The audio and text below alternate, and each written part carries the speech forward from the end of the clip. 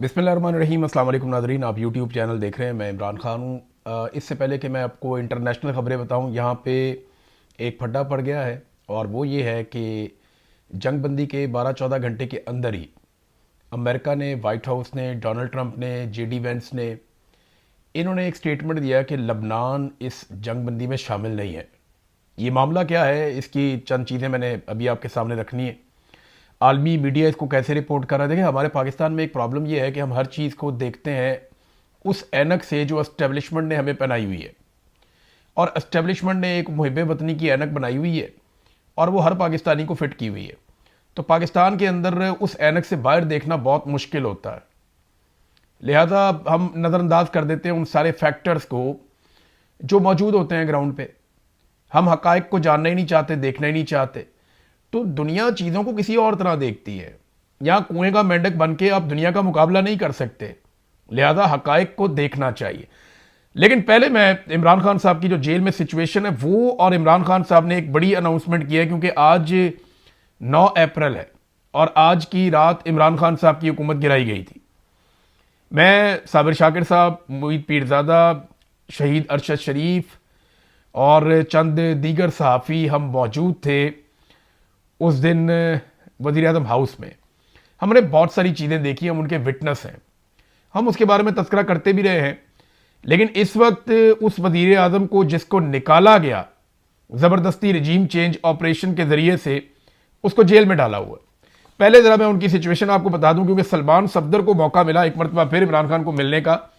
गुज़िश्ता चंद महीनों में एक ही आदमी को इमरान खान से 2 मरतबा मिलने का मौका मिला, और वो सलमान सफदर साहब हैं जो इमरान खान साहब के वकील हैं। उनके अलावा इमरान खान से किसी की मुलाकात होने नहीं दी जा रही। अब सलमान सफदर जो बैरिस्टर हैं वो क्या कहते हैं इमरान खान साहब से मिलने के बाद? उन्होंने कहा जी कि इस्लामाबाद हाई कोर्ट के अहकामात की रोशनी में अडियाला जेल के हुकाम ने 4 माह के तातुल के बाद आज सपहर 3 बजे जनाब इमरान खान साहब से मुलाकात की सहूलत फराहम की। अदालती अहकामात और बारहा दरखास्तों के बावजूद बुशरा बीबी को अहम हदायत के लिए वकील और मुवक्किल से मुलाकात के लिए जो है वो सेल से नहीं बुलाया गया, उनसे मुलाकात नहीं करवाई। मुलाकात 60 मिनट तक इमरान खान से जारी रही, जिसमें खान साहब को अलकादर ट्रस्ट केस समेत तमाम कानूनी मामलात पर जामे ब्रीफिंग दी गई। मजमूई तौर पर खान साहब अच्छी सेहत में हैं, बुलंद हौसले और पहले की तरह गैर मामूली तौर पर मजबूत नजर आ रहे थे। ताहम उनकी आंख की तकलीफ बदस्तूर बरकरार है, जिसकी वजह से बिनाई में शदीद दुश्वारी है और बहुत मामूली बेहतरी आई है। 2 हफ्ते में मजीद इलाज किया जाएगा। अच्छा, इसमें आप ये बात जहन में रखें कि इमरान खान के वकील ने कहा कि 2 हफ्ते के बाद इमरान खान साहब की आंख का मजीद इलाज होगा, यानी मे बी और इंजेक्शन लगाए जाएं और ट्रीटमेंट किया जाए। दूसरा, जो बेहतरी इमरान खान साहब की आंख के अंदर आई है वो बहुत मामूली है, और वो ये भी कह रहे हैं कि इमरान खान साहब को देखने में दुश्वारी है और आंख में जो तकलीफ है वो बदस्तूर बरकरार है। ये बड़ी तकलीफ दे सिचुएशन है। एक आदमी कैद तन्हाई में है, उसको सहूलतें नहीं हैं, फैमिली को मिलने नहीं देते, दुनिया से उसको काट कर रखा हुआ है, और उसकी आंख में शदीद दर्द भी है। फिर उसका इलाज भी उसके ज़ाती मुआलिजीन से नहीं करवा रहे। फिर ये भी नहीं पता चलता कि उसको ये बीमारी लगी कैसे, ये इतने क्लॉट्स ब्लड में बने कैसे। बहुत सारे सवालात हैं जो इमरान खान साहब की फैमिली बार बार उठाती है। इन सवालों के जवाब हमारे पास नहीं है और सरकार इन सवालों के जवाब देना नहीं चाहती। इमरान खान तक किसी की एक्सेस नहीं है। उनकी फैमिली सवाल लेकर कभी अदालतों में जाती है, कभी सड़कों पे आती है, लेकिन इन सवालों के जवाब किसी के पास नहीं है। जिनके पास हैं वो डिठाई पे उतरे हुए हैं। इमरान खान साहब ने अलकादर केस के हवाले से नहायत वाज़े हदायत दी और जमानत की दरखास्तों पर दलाइल देने और मेरिट पर फैसले की इस्तदा करने पर जोर दिया। खान साहब और उनकी एहलिया को तकरीबन 24 घंटे तन्हाई में रखा जा रहा है, जो कि किसी अजियत से कम नहीं है। उन्हें किताबों, टीवी, खानदान या वकला तक रसाई मुयसर नहीं है। वैसे कोई आदमी इतनी सख्त जेल कैसे काट सकता है, ये बहुत मुश्किल है। और इमरान खान साहब ने कहा था, अपने लोगों से वादा किया था कि मैं जेल काटूंगा, मैं तकलीफ बर्दाश्त करूंगा, मैं सौदेबाजी नहीं करूंगा। ये इमरान खान ने कहा था, तो इमरान खान ने अपना वादा पूरा किया है। लेकिन इमरान खान ने पाकिस्तानियों से, अपने लोगों से वादा लिया भी था। बदकिस्मती से वो वादा अभी तक तो पूरा नहीं हुआ। लेकिन इसी उम्मीद पर इमरान साहब मौजूद हैं, इमरान खान साहब, कि शायद पाकिस्तानी भी अपना वादा पूरा करेंगे। इमरान खान ने पाकिस्तानियों से कहा था कि आपने मुझे इंसाफ दिलवाना है, लेकिन आज इमरान खान साहब को इंसाफ इस लेवल का मिल रहा है कि 1.5 साल हो जाता है, उनका मुकदमा ही नहीं लगता। अब इमरान खान साहब ने एक और अनाउंसमेंट उनकी पार्टी ने की और यह बताया कि यह इमरान खान साहब के हुक्म पर की गई है। कुछ चीज़ें तो ये रिपोर्ट हो गई है ना, कुछ चीज़ें इमरान खान साहब ने पैगामात भिजवाए हैं जो उनकी पार्टी के लोगों को मिलेंगे, यानी सुहेल अफरीदी को मिलेंगे, फैमिली को मिलेंगे, और मिल भी गए होंगे अब तक। और इसके अलावा उनकी पार्टी को भी पैगामात मिले। इमरान खान ने आलमी सतह पर पाकिस्तान की सफारती कोशिशों से इमरान खान साहब आगाह थे, पार्टी को जलसा मनसूख करने का पैगाम भेजा है, ये जराए ने बताया, जियो न्यूज़ ने इसको चलाया। और फिर पाकिस्तान तहरीक इंसाफ ने गुडविल के तौर पे एक अच्छे जेस्चर का मुजाहरा करते हुए हुकूमत की दरख्वास्त पर जो जलसा किया जा रहा था कि 4 साल हो गए रिजीम चेंज ऑपरेशन को, ज्यादती करके इमरान खान साहब को जर्नैलों ने उस वक्त सियासतदानों के साथ मिलकर एक साइफर की आमद के बाद इमरान खान साहब को निकाल बाहर किया था उनकी हुकूमत में से। तो उस वक्त से लेकर अब तक पाकिस्तान में इंसानी हकूक का एक बहरान है। पाकिस्तान के मीडिया को कैद कर दिया गया, अदलिया को कैद कर दिया गया, पाकिस्तान के तमाम इदारों पर कब्जा कर लिया गया और पाकिस्तान की मिलिट्री एस्टेब्लिशमेंट ने हर चीज़ को तहबाला कर दिया। पाकिस्तान की मईशत बर्बाद हो गई, पाकिस्तान का अमन व सुकून बर्बाद हो गया, बेशुमार चीज़ें पाकिस्तान की खराब हुई हैं। और अब एक ऐसे पाकिस्तान में फील्ड मार्शल आसिम मुनीर साहब हैं जिनके पास 5 साल की मजीद एक्सटेंशन है और ताहयात इस्तिस्ना है। ये चीज़ें तारीख में किसी और को ऐसे नहीं मिलती रही जो इन्होंने ले ली हैं और जमहूरियत के नाम के ऊपर ली है। ये उससे ज़्यादा मज़ेदार बात है। तो इमरान खान साहब ने कहा जी ठीक है, जलसा मनसूख कर दो, पीटीआई ने कर दिया, गुडविल जेस्चर है। लेकिन मैं आपको याद दिलाऊं कि पीटीआई के ऊपर इल्ज़ाम लगता है कि ये मुल्क की वफादार नहीं है। ये कहा जाता है ये मुल्क से वफादारी नहीं करते, ये मुल्क के वफादार नहीं है, इनके ऊपर गद्दारियों के, बगावतों के फतवे लगाए जाते हैं। हत्ता कि जो लोग इमरान खान साहब के मौक़िफ़ पर बात करते हैं उनके ऊपर भी गद्दारियों के फतवे लगाए जाते हैं। जैसा कि मैं हूं, साबिर शाकिर साहब हैं, मुईद पीरज़ादा साहब हैं, अरशद शरीफ के ऊपर यही फतवे लगाए गए और बहुत सारे जर्नलिस्ट हैं, सदीक जान है, पाकिस्तान के अंदर हमारे बहुत सारे दोस्त साथी हैं जिन पे गद्दारियों के फतवे धड़ाधड़ लग जाते हैं फौरी तौर पे। लगते क्यों हैं? वजह यही है ना कि इमरान खान का मौक़िफ़ सुनवाते हैं, तो पाकिस्तान की एस्टेब्लिशमेंट नहीं चाहती कि इमरान खान का मौक़िफ़ सुनवाया जाए। लेकिन मैं आपको याद दिलाता हूं कि जब फैटफ के ऊपर कानून साजी हो रही थी तो उस वक्त पीपल्स पार्टी और पीएमएलएन ने ब्लैकमेल किया था कि हमारी लीडरशिप के मुकदमे खत्म करो वरना हम फैटफ पे कानून साजी नहीं होने देंगे। वो भी तो पाकिस्तान का मामला था, वहां पे भी गुडविल जेस्चर आना चाहिए था, नहीं आया ना, नहीं आया। आपको याद है बिलावल का स्टेटमेंट जब ओआईसी की कॉन्फ्रेंस पाकिस्तान में हो रही थी तो बिलावल ने कहा था कि मैं देखता हूं कि कैसे ओआईसी की कॉन्फ्रेंस पाकिस्तान में होती है। ऐसा स्टेटमेंट कभी आपने पीटीआई का सुना? आपने नहीं सुना होगा। पीटीआई ने अपना जलसा कैंसिल कर दिया कि मुज़ाकरात हो रहे हैं अमन के लिए, बड़ी अच्छी बात है, हम अपना जलसा कैंसिल कर देते हैं, लेकिन फिर भी पीटीआई को गद्दार कहा जाता है। यहां तक कहा गया, ये 3 चीजें मैं आपके सामने रखता हूं कि जनाब जब भारत के साथ लड़ाई हुई तो ये भारत के साथ मिल गए, जब हालिया लड़ाई हुई ईरान की और अमेरिका की तो ये पाकिस्तान को लड़वाना चाह रहे थे, और अफगानिस्तान के साथ मिल जाते हैं जब अफगानिस्तान के साथ लड़ाई होती है। तो मैं जरा तीनों चीजों को आपके सामने रख दूं। जब भारत के साथ पाकिस्तान की लड़ाई हुई थी ना तो पाकिस्तान तहरीक इंसाफ के सोशल मीडिया का जर्नैलों ने शुक्रिया अदा किया था। सोशल मीडिया पे जो आवाज उठाई थी तहरीक इंसाफ के सोशल मीडिया ने, और वो खड़ा हुआ था पूरी ताकत से इंडिया के खिलाफ, तो उस पर डीजी आईएसपीआर ने भी शुक्रिया अदा किया था। ये जरा फैक्ट अपना ठीक कर ले। दूसरा, ईरान की लड़ाई के हवाले से मैं एक चीज आपको क्लियर कर दूं कि इस जंग की जो वार्निंग एक दी हुई थी डोनाल्ड ट्रंप ने कि ईस्टर्न टाइम के 8 बजे रात को वो हमला कर देगा, वो पाकिस्तान का सुबह 5 बजे बनता था। इससे 13-14 घंटा पहले पाकिस्तान की एस्टेब्लिशमेंट मुतहर्रिक हो गई थी और सहाफियों को यह कह दिया गया था कि आप जो ईरानी सहाफी हैं उनको अब अपने प्रोग्रामों में ना लें। यह भी कह दिया गया था कि ईरान की मजम्मत की जाए क्योंकि उसने सऊदी अरब के ऊपर अटैक किया है।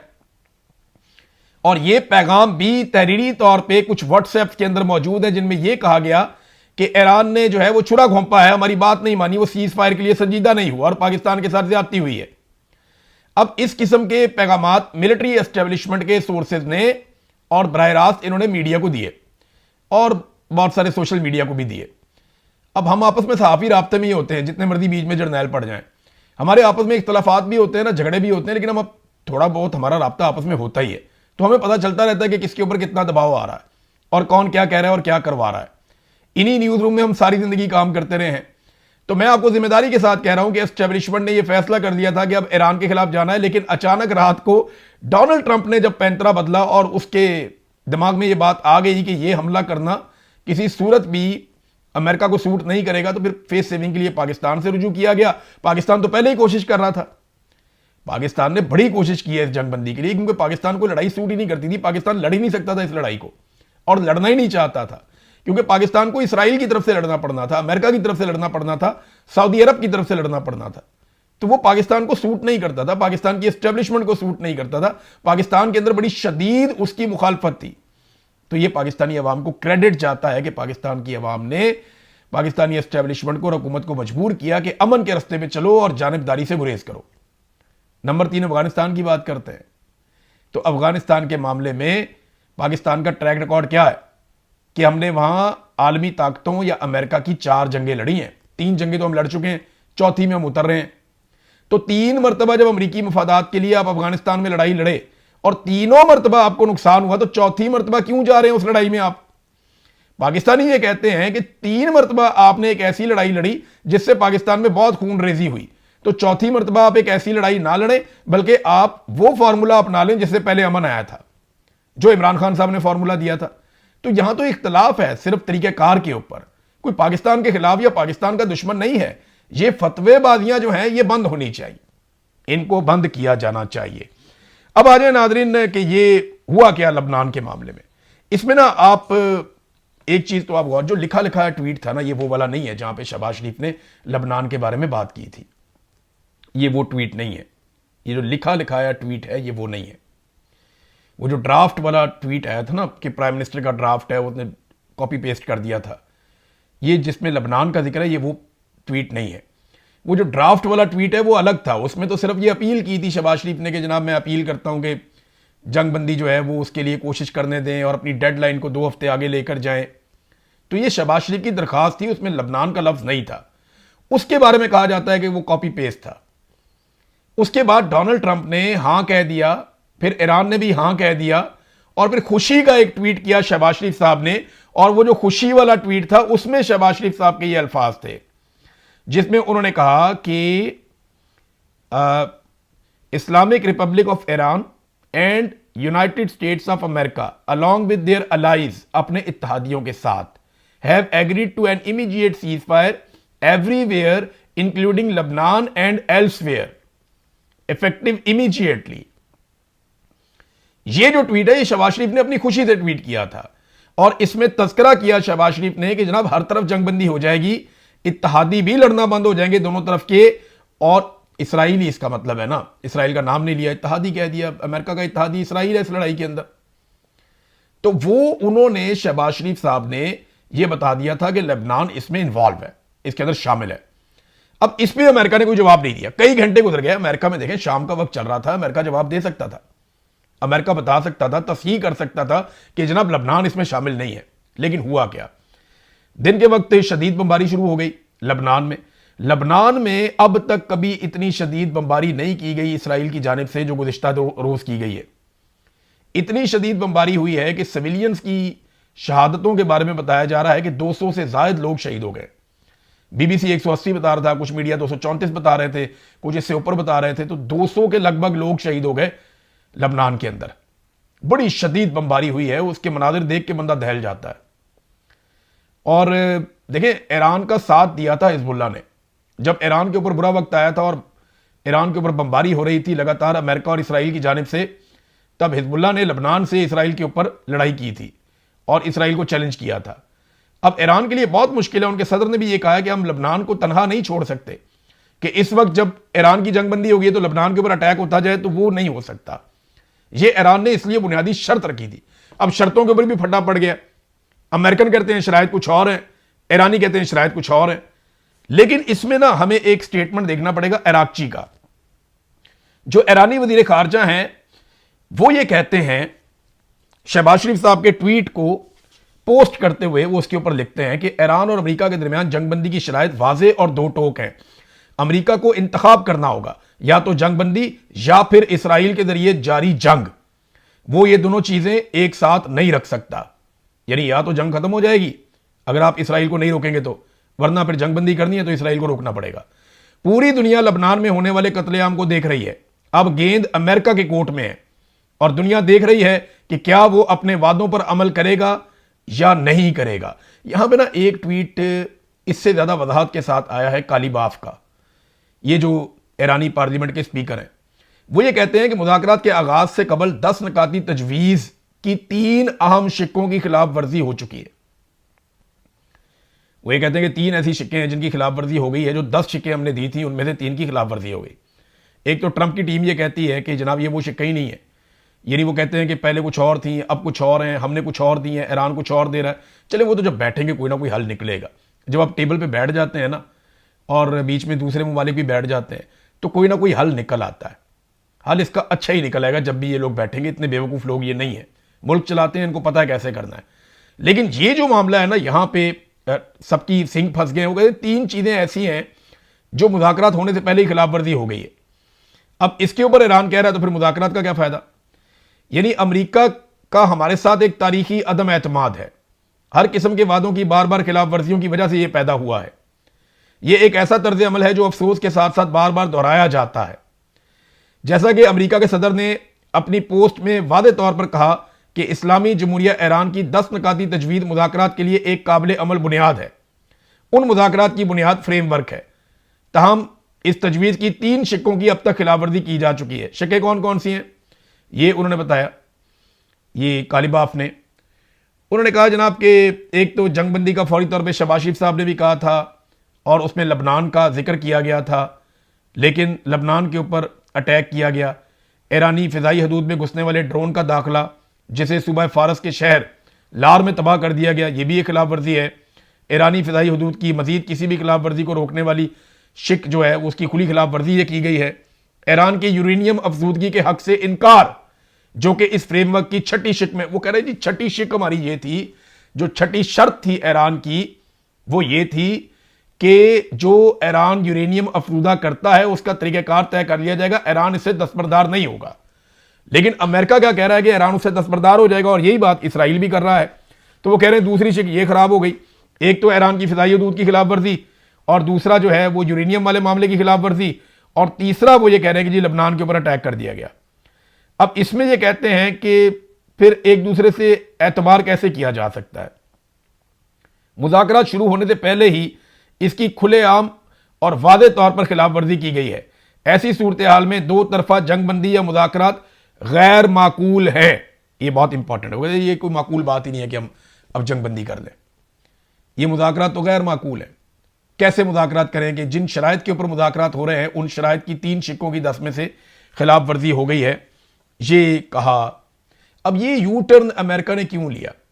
देखिए, पाकिस्तान जब बोर्ड ऑफ पीस में गया था ना, तो पाकिस्तान ने कहा था कि जवाब जो दिया था वो ये कि अगर इसराइल को रोकना है तो इसको अमेरिका ही रोक सकता है, लिहाजा हम अमेरिका के साथ बोर्ड ऑफ पीस में जाकर बैठ गए।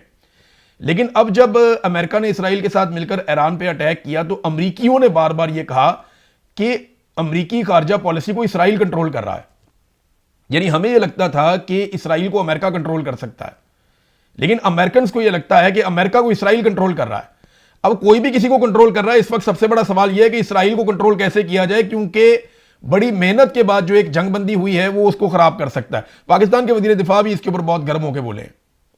उन्होंने कहा जी कि ये इसराइल जो है उसको रोकना पड़ेगा, और वो ये सारा अमल इसको खराब कर रहा है जंगबंदी को। पाकिस्तान को भी देखना पड़ेगा, मिस्र को भी देखना पड़ेगा, तुर्की को भी देखना पड़ेगा, स्पेशली चाइना जो इसका एक बड़ा गारंटर है, जिसने इसमें रोल प्ले किया है पीछे रहकर। तो चाइना का भी एक बड़ा रोल है, वो डोनाल्ड ट्रंप ने भी कहा। तो इन सबको ये देखना पड़ेगा कि इसराइल को कैसे रोकना है। जेडी वेंस पाकिस्तान आ सकते हैं। डोनाल्ड ट्रंप ने एक जगह पे कहा कि नहीं, सिक्योरिटी वजूहात की बिना पे शायद ना जाएं, लेकिन जेडी वेंस के बारे में कहा जा रहा है वो पाकिस्तान आ सकते हैं। स्टीव विटकोफ पाकिस्तान आ सकते हैं। डोनाल्ड ट्रंप का दामाद कुशनर जो है वो पाकिस्तान आ सकता है। जेरेड कुशनर वो पाकिस्तान आ सकता है। इन 3 लोगों का नाम लिया जा रहा है, और उसके अलावा ईरान की जानिब से कालीबाफ का नाम लिया जा रहा है। 2-3 और लोगों का नाम लिया जा रहा है कि वो आएंगे और आकर ये मुज़ाकरात करेंगे। अब देखना यह है कि इन मुज़ाकरात का नतीजा क्या निकलता है। डोनाल्ड ट्रंप ने एक नया मशगला भी ढूंढ लिया इस बीच में, तवज्जो डाइवर्ट करने का। तो डोनाल्ड ट्रंप मास्टर है। उसने एक स्टेटमेंट दिया, डोनाल्ड ट्रंप ने। स्टेटमेंट मैं आपको पढ़ के सुनाता हूं, बड़ा इंटरेस्टिंग है। डोनाल्ड ट्रंप ने धमकी लगा दी नेटो को और यूरोप को। धमकी क्या है ये देखें। NATO wasn't there when we needed them. NATO वहां मौजूद नहीं था जब हमें उसकी जरूरत थी, and they would not be there if we need them again, अगर हमें दोबारा उनकी ज़रूरत हुई तो वो फिर भी नहीं आएंगे।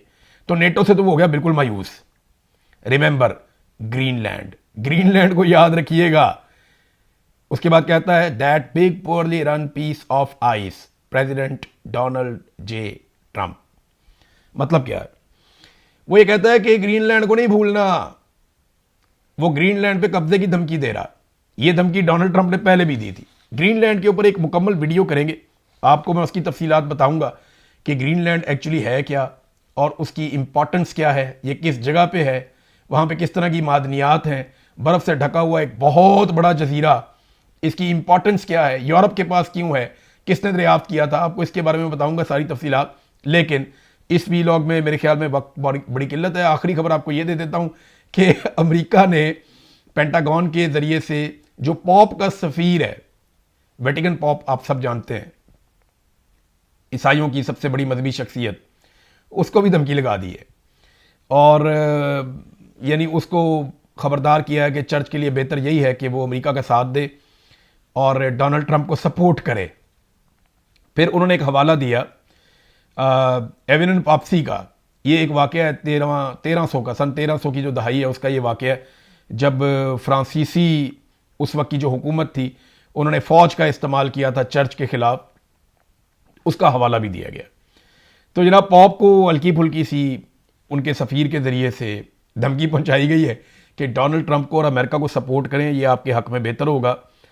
तो ये बात अब बाहर निकल आ गई है, लेकिन इस पे जो वाइट हाउस है या अमेरिका है वो इसकी तरदीद कर रहे हैं। वो कह रहे हैं नहीं जी, हमारी तो बड़ी अच्छी मुलाकात हुई है और बड़े अच्छे तरीके से बात समझाई गई है। आबनाए हुर्मस के ऊपर आ जाए, डोनाल्ड ट्रंप का सबसे बड़ा मसला आबनाए हुर्मस का है, लेकिन अभी तक वो पूरी तरह खुली नहीं है। ईरान ने यह कहा कि नई सेटलमेंट के तहत वो एक दिन में 12 जहाज गुजारने देगा और ये रिपोर्ट हो रही हैं चीज़ें, लेकिन पहले दिन जो है वो 4 जहाज गुजरे हैं सिर्फ, और ये बहुत कम तादाद है। इसको मुकम्मल तौर पे खोलने का दावा डोनाल्ड ट्रंप ने अपने ट्वीट में किया था, लेकिन अभी भी जंगबंदी के बावजूद आबनाए हुर्मुज पूरी तरह से नहीं खुली। तो इस पर अमेरिका शिकायत कर सकता है कि ईरान की जानिब से भी एक शिक की खिलाफ वर्जी की गई है और आबनाए हुर्मुज पूरी तरह नहीं खुली। लेकिन वो पूरी तरह खुलेगी, उसको टाइम लगेगा, वहां पे तो बड़ा मैस है। ये ऐसा तो नहीं है कि वो बटन दबाएंगे और ये चीज़ें ठीक हो जाएंगी। मैंने आपको पहले भी कहा था कि जब भी कभी जंगबंदी होती है तो छोटी मोटी चीज़ें होती रहती हैं और चंद दिन या टाइम थोड़ा लग जाता है चीज़ें सेटल होने में। तो उम्मीद की जानी चाहिए कि चीज़ें ठीक हो जाएंगी। यहाँ पे अगर इस सारी लड़ाई में कोई एक रुकावट है तो वो इसराइल है। और देखिए, इसराइल को दोबारा इतना बड़ा मौका नहीं मिलेगा ईरान के ऊपर अटैक करने का। अगर आज ईरान बच जाता है तो इसराइल दोबारा अमेरिका को इस लड़ाई में लाने के लिए पता नहीं कितना वक्त लेगा और तब तक ईरान पता नहीं कितना ताकतवर हो जाएगा। तो इसराइल को दोबारा यह मौका मिलेगा नहीं और कोई अमेरिकी सदर दोबारा इस जगह पे पांव रखने की गलती नहीं करेगा। यानी वो कोशिश करेगा कि बचे जितना हो सकता है इससे, क्योंकि डोनाल्ड ट्रंप की जो दुर्गत बन गई है अमेरिका में वो सबके सामने है। लिहाजा इसराइल कोशिश कर सकता है कि मुज़ाकरात या जंगबंदी या अमन के इस अमल को सबोटाज किया जाए। अब तक के लिए इतना ही। अपना ख्याल रखिएगा, अपने इस चैनल का भी। अल्लाह हाफ़िज़।